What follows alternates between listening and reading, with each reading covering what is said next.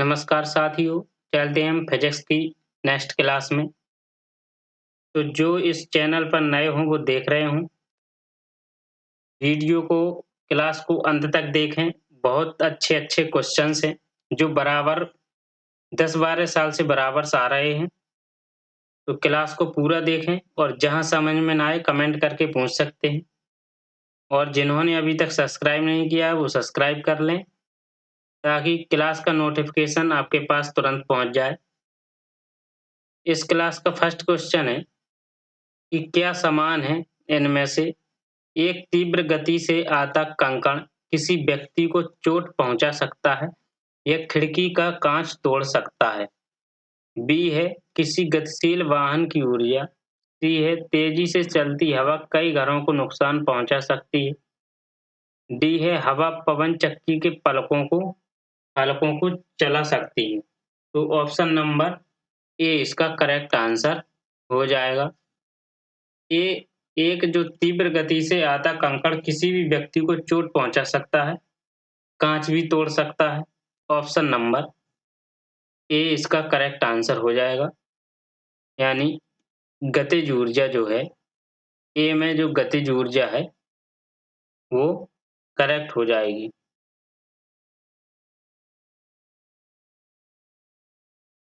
3 metre द्रव्यमान की एक वस्तु को भू स्तर से h ऊंचाई तक उठाया गया है। वस्तु की स्थितिज ऊर्जा ज्ञात करनी है। तो हमें वस्तु की स्थितिज ऊर्जा ज्ञात करनी है। तो कैसे करेंगे हम? जैसे आपकी स्थितिज ऊर्जा होती है U बराबर mgh होती है स्थितिज ऊर्जा। 3 मीटर द्रव्यमान दिया उसने, ठीक है? तो 3 m का मान द्रव्यमान 3 मीटर हो गया। स्थितिज ऊर्जा हो गई mgh, तो 3 mgh आपकी ये स्थितिज ऊर्जा निकल आएगी। ऑप्शन नंबर सी।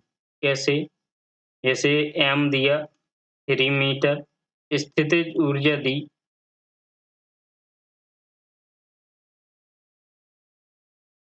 स्थितिज ऊर्जा mgh, ठीक? और जो जहाँ m क्या है? द्रव्यमान है और g क्या है? ये गुरुत्वीय त्वरण है।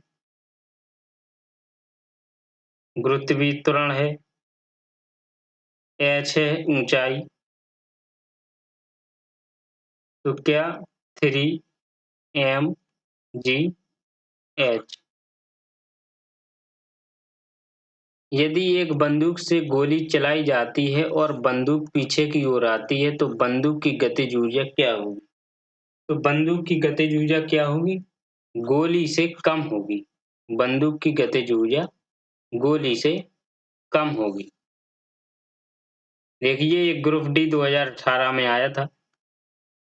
एक मोबाइल को किसी बालकनी से गिराया गया। यदि मोबाइल फोन का द्रव्यमान 0.5 केजी है और मोबाइल फोन को 100 मीटर की ऊंचाई से गिराया गया है। गुरुत्वीय त्वरण का मान दिया है तो मोबाइल फोन की स्थितिज ऊर्जा ज्ञात करनी है। तो मोबाइल फोन की स्थितिज ऊर्जा निकालनी है। तो m का मान कितना है? 0.5, g का मान 10 हो गया और h का मान हाइट 100 है। तो कितना आ जाएगा? 500 जूल। स्थितिज ऊर्जा बराबर क्या होती है? mgh। 11 किलोग्राम की एक वस्तु जब भूमि से 8 मीटर की ऊंचाई पर हो तब इसमें निहित ऊर्जा कितनी होती है? जी का मान दिया है इस बार 9.8। तो स्थितिज ऊर्जा निकालनी है हमें। mgh, m का मान 11, g का मान 9.8, h का मान आ गया 8। जब इसका मल्टीप्लाई करेंगे तो 862.4 जूल आ जाएगा। ऑप्शन नंबर डी करेक्ट हो जाएगा। 15 किलोग्राम की एक वस्तु जब भूमि से 5 मीटर की ऊंचाई पर हो तब इसमें निहित ऊर्जा कितनी होती है? निहित ऊर्जा यानी निहित ऊर्जा का मतलब निकालना है स्थितिज ऊर्जा। तो उठाने में वस्तु की ऊर्जा बराबर वस्तु की स्थितिज ऊर्जा। तो m का मान कितना है 15 और 5 मीटर की ऊंचाई है। g का मान है 10। कितना आ जाएगा 735 जूल। ऑप्शन नंबर डी इसका करेक्ट हो जाएगा 735 जूल। भूमि से 6 मीटर की ऊंचाई पर स्थित 10 किलोग्राम द्रव्यमान की एक वस्तु की ऊर्जा की गणना करें। जी का मान दिया है, तो वस्तु की ऊर्जा की गणना करनी है हमें। तो कैसे निकालेंगे हम इसको? तो होता है mgh स्थितिज ऊर्जा, वस्तु की गणना करना है। m का मान 10 हैगा, 9.8 जी का मान, h का मान 6 मीटर, तो आ जाएगा 588 जूल। ऑप्शन नंबर बी इसका करेक्ट आंसर हो जाएगा। किसी वस्तु को ऊर्ध्वाधर ऊपर की ओर फेंका गया और यह भूमि से अधिकतम ऊंचाई h तक पहुंची। इसके ऊपर जाने के दौरान ऊंचाई h के 1/4 पर वस्तु में होगी। तो क्या होगी वस्तु में? तो वो कम स्थितिज ऊर्जा और अधिक गतिज ऊर्जा होगी। कम स्थितिज ऊर्जा और अधिक गतिज ऊर्जा होगी। ऑप्शन नंबर ए इसका करेक्ट आंसर हो जाएगा।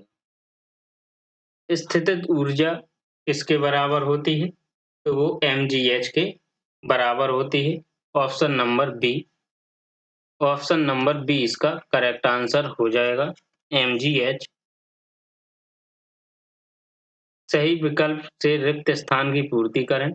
एक वस्तु को लंबवत ऊपर की ओर फेंका जाता है। उसके ऊपर उठने के दौरान स्थितिज ऊर्जा और गतिज ऊर्जा। तो स्थितिज ऊर्जा और गतिज ऊर्जा कैसी होती है, बढ़ती घटती है? तो ये ऑप्शन ए या सी, बढ़ती है, घटती है, बढ़ती है, घटती है। बढ़ती भी है, घटती भी है, बढ़ती भी है, घटती है, मतलब स्थितिज ऊर्जा बढ़ेगी और गत गतिज ऊर्जा घटेगी। ठीक है? किसी वस्तु के मुक्त रूप से गिरने के दौरान निम्नलिखित में से कौन सी ऊर्जा इसके रास्ते में किसी एक बिंदु पर बढ़ जाती है? तो किसी एक बिंदु पर बढ़ जाती है, तो वो हो जाएगा आपका ऑप्शन नंबर बी, गतिज ऊर्जा करेक्ट आंसर हो जाएगा। किसी बंदूक से बुलेट दागे जाने पर बुलेट की गतिज ऊर्जा होती है। तो किसी बंदूक से बुलेट दागे जाने पर बुलेट की गतिज ऊर्जा C option number correct answer हो जाएगा, बंदूक की तुलना में अधिक। ऑप्शन नंबर सी। 2 किलोग्राम का एक ब्लॉक 4 मीटर प्रति सेकंड की गति से समानांतर सतह पर स्लाइड होता है। यह एक बिना दबे हुए स्प्रिंग पर गिरता है तथा उसे तब तक दबाता है जब तक वह ब्लॉक पूरी तरह गतिहीन न हो जाए। गति घर्षण की मात्रा 15 न्यूटन है तथा स्प्रिंग स्थिरांक इतना न्यूटन प्रति मीटर है। स्प्रिंग किससे दबता है? तो स्प्रिंग किससे दबता है तो निकालना है हमें, किससे दबता है। तो ऑप्शन नंबर इसका आंसर हो जाएगा। निकालेंगे कैसे हम इसको? तो हमें निकालना है स्प्रिंग का दबा हुआ भाग x मीटर। तो स्प्रिंग का दबा हुआ भाग x मीटर, तो m का मान कितना है 2 किलोग्राम। ठीक है? और k का मान कितना है 10,000 न्यूटन प्रति मीटर। v का मान 4 मीटर प्रति सेकंड। तो हम लगाएंगे अनुसार हाफ mv स्क्वायर। ठीक? माना स्प्रिंग का दबा हुआ भाग x मीटर, माना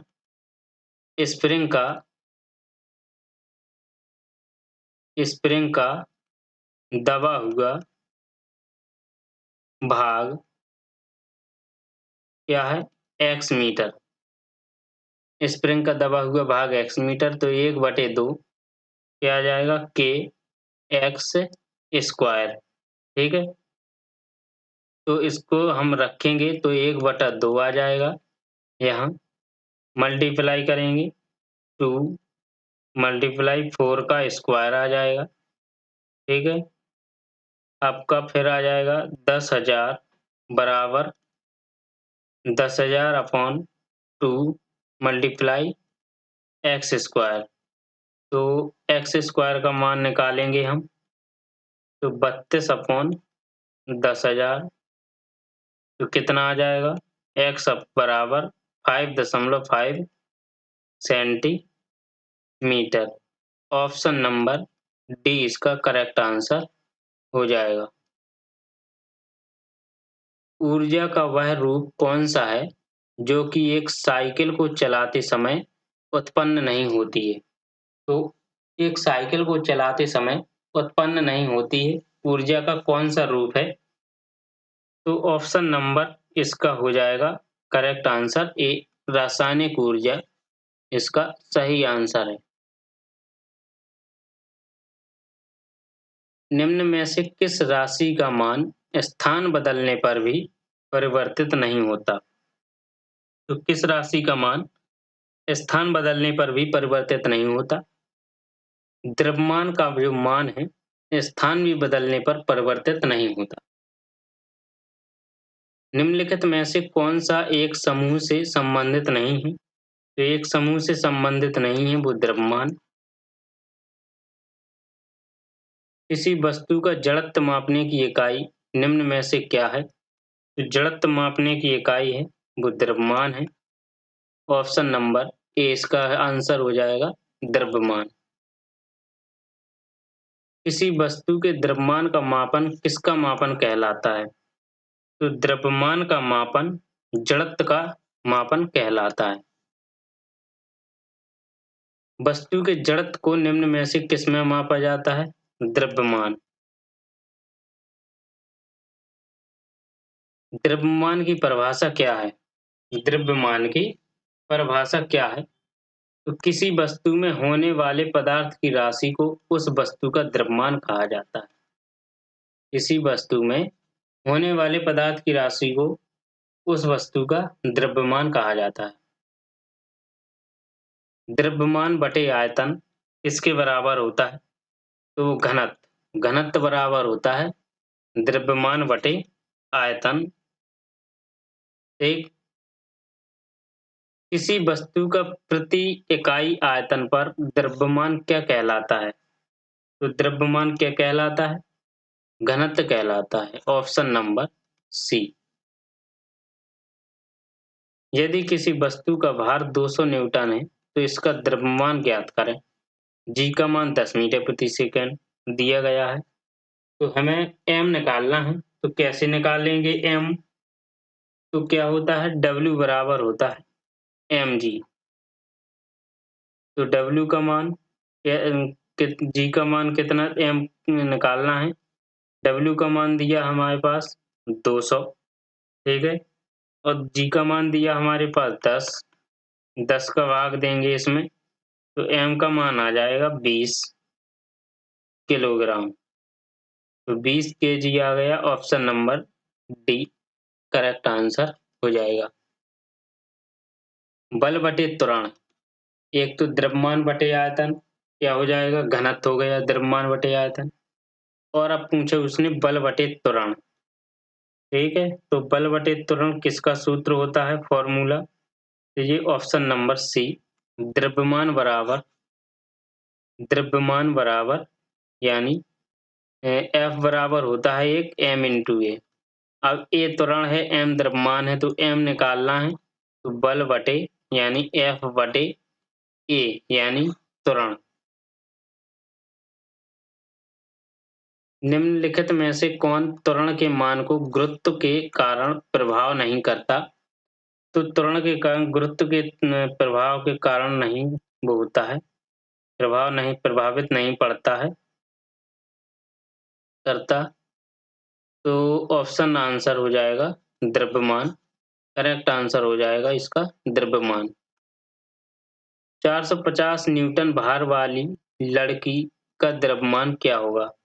तो 450 न्यूटन भार वाली लड़की का द्रव्यमान कैसे निकालेंगे हम? तो W बराबर होता है 1 mg, ठीक? तो W का मान दिया 450, m का मान निकालना है, g का मान 9.8, ठीक है? तो m का मान आ जाएगा आपका 45.9 kg। ऑप्शन नंबर डी इसका करेक्ट आंसर हो जाएगा। एक वस्तु का भार 980 न्यूटन है, गुरुत्वीय त्वरण इतना है, तो वस्तु का द्रव्यमान तो m निकालना है, तो 980 बराबर m गुणे 9.8 दशमलव से ये क्या हो जाएगा? ये दशमलव से 0 बढ़ जाएगी, तो ये इधर आ जाएगा 9800 बराबर m मल्टीप्लाई 98, ठीक है? तो इसका इसमें भाग देंगे तो m कितना आ जाएगा? 100 kg। तो ऑप्शन नंबर ए इसका करेक्ट आंसर हो जाएगा 100 kg। किसी ऑब्जेक्ट का कितना नियत है और स्थान बदलने पर नहीं बदलता? तो स्थान बदलने पर द्रव्यमान नहीं बदलता, वो सॉरी द्रव्यमान नियत है। सही है, जिसका स्थान बदलने पर कुछ नहीं बदलता है। किसी पिंड का संवेग 50 किलोग्राम मीटर प्रति सेकंड है और वेग 5 मीटर प्रति सेकंड, उस पिंड का द्रव्यमान क्या है? ये v दिया, ये m निकालना है और p दिया है, तो संवेग p बराबर होता है m इंटू बी। तो 50 बराबर m निकालना है, v का मान 5, तो m बराबर आ जाएगा 5 एकम 10 पना 50, 10 kg। ऑप्शन नंबर डी इसका करेक्ट आंसर हो जाएगा 10 kg।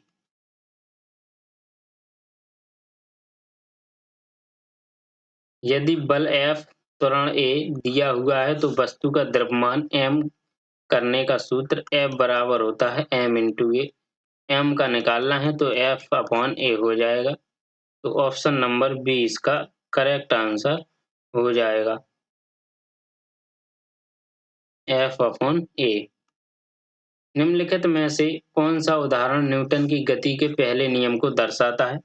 तो न्यूटन की गति के पहले नियम को दर्शाता है वो जब एक बस अचानक शुरू होती है तब यात्रियों को पीछे की ओर झटका लगता है। ये न्यूटन की गति का पहला नियम है। यदि हम पेड़ की शाखा को तेजी से हिलाएं, पेड़ की शाखा को, तो कुछ पत्तियां पेड़ से अलग हो जाती हैं। यह किसके कारण होता है? यह किसके कारण होता है? जड़त्व के कारण होता है। ऑप्शन नंबर सी इसका करेक्ट आंसर हो जाएगा, जड़त्व। गति का तीसरा नियम किसके और वेग के बीच संबंध प्रदान करता है? तो गति का जो तीसरा नियम होता है तो वो है ऑप्शन नंबर ए, स्थिति और वेग के बीच संबंध प्रदान करता है। 3 किलोग्राम की एक पिस्तौल से 180 मीटर प्रति सेकंड के वेग से एक 40 ग्राम की गोली क्षैतिज रूप से चलाई गई है। पिस्तौल का प्रतिघाती वेग कितना है? तो पिस्तौल का प्रतिघाती वेग निकालना है हमें, तो कैसे निकालेंगे? तो पिस्तौल का संवेग बराबर माइनस गोली का संवेग, ठीक है? तो ये आ जाएगा पिस्तौल का संवेग, यानी पिस्तौल का संवेग P बराबर माइनस गोली का संवेग, तो ये आ जाएगा 300,000 मल्टीप्लाई V बराबर माइनस का 40 गुणे 180, यानी MB बराबर MB माइनस MB, ठीक है? अब हम इसका मल्टीप्लाई करेंगे तो V बराबर आ जाएगा 40 180 अपॉन 3 1000 बराबर आ जाएगा -2.4 मीटर प्रति सेकंड। तो ऑप्शन नंबर सी इसका करेक्ट आंसर हो जाएगा। किसी वस्तु के संवेग परिवर्तन की दर, तो किसी वस्तु के संवेग परिवर्तन की दर बल की दिशा में आरोपित असंतुलित बल के समानुपाती होती है। इस नियम को क्या कहा जाता है? तो इस नियम को क्या कहा जाता है? आपका आंसर हो जाएगा ऑप्शन नंबर सी, न्यूटन का गति का दूसरा नियम। आंसर हो जाएगा। गति का दूसरा नियम किससे संबंधित है? तो गति का दूसरा नियम संवेग से संबंधित है। न्यूटन का गति का दूसरा नियम तो संवेग से संबंधित है। न्यूटन की गति का दूसरा नियम, तो जी इसका आंसर हो जाएगा ऑप्शन नंबर सी, बल के प्रभावों को समझने में सहायक। यहाँ पर क्या है? बल के प्रभावों को समझने में सहायक। न्यूटन के गति के दूसरे नियम का समीकरण क्या है? तो न्यूटन की गति के दूसरे नियम का समीकरण है ये ऑप्शन नंबर बी, F बराबर m इंटू ए। समीकरण F बराबर m इंटू ए को न्यूटन के किसके नियम के रूप में जाना जाता है? तो वो सेकंड के नियम के रूप में जाना जाता है। निम्नलिखित में से न्यूटन का कौन सा गति नियम दीवार पर फेंका हुआ गेंद को क्यों टकरा कर वापस लौटता है, इस संबंध में व्याख्या प्रदान करता है? तो ऑप्शन नंबर सी, ये न्यूटन की गति का तीसरा नियम। निम्नलिखित में से कौन सा कथन न्यूटन की गति से तीसरे नियम के लिए सही है? तो ऑप्शन नंबर सी, बल अलग-अलग निकाय पर विपरीत दिशा में लागू होता है। बल अलग-अलग निकाय पर विपरीत दिशा में लागू होता है। गति के तीसरे 3 नियम में इनमें से किसके द्वारा प्रतिपादित किए गए थे? तो 3 नियम में से किसके द्वारा प्रतिपादित किए गए थे? ये ऑप्शन नंबर सी इसका करेक्ट आंसर हो जाएगा, न्यूटन। आइजैक न्यूटन द्वारा गति के कितने नियम प्रतिपादित किए गए थे? तो कितने नियम प्रतिपादित किए गए थे? 3। ऑप्शन नंबर ए इसका करेक्ट आंसर हो जाएगा 3। न्यूटन के गति के नियमों का प्रकाशन वर्ष क्या है? तो न्यूटन के गति के नियमों का प्रकाशन वर्ष 1687 है। ऑप्शन नंबर डी इसका करेक्ट आंसर हो जाएगा। गति का प्रसिद्ध नियम किसने दिया था? तो गति का प्रसिद्ध नियम न्यूटन ने दिया था। एक निकाय के संवेग में परिवर्तन की दर किसके समानुपाती होती है? तो किसके समानुपाती होती है? ऑप्शन नंबर बी, लागू बल के समानुपाती। गति का दूसरा नियम दर्शाता है, तो गति का दूसरा नियम क्या दर्शाता है? तो ऑप्शन नंबर डी, किसी वस्तु की गति के परिवर्तन की दर शुद्ध बल की दिशा में वस्तु पर लागू शुद्ध बल के आनुपातिक होती है। ऑप्शन नंबर डी इसका आंसर हो जाएगा। निम्नलिखित में से कौन सा कथन गलत है? तो कौन सा कथन गलत है? ये ऑप्शन नंबर ए, ये कथन गलत हो जाएगा, क्योंकि जब एक बस अचानक रुकती है तो बस में बैठे एक यात्री को पीछे की ओर एक झटका लगता है। 1 kg 1 मीटर प्रति सेकंड को कहा जाता है, तो क्या कहा जाता है? तो इसको 1 न्यूटन यानी कहा जाता है। तेज गति से आने वाली क्रिकेट गेंद को पकड़ते समय एक क्षेत्र रक्षक अपनी बाहों को पीछे की ओर क्यों करता है? तो क्यों करता है? ये क्योंकि वह लंबे समय तक कम से कम बल का अनुभव करता है। Option number C. आपके 50 क्वेश्चंस कंप्लीट हो चुके हैं। मिलते हैं हम आपसे नेक्स्ट क्लास में। तो जिनको जहाँ समझ में ना आए हो वो पूछ सकते हैं और जिन्होंने सब्सक्राइब नहीं किया है तो वो सब्सक्राइब कर सकते हैं। ओके।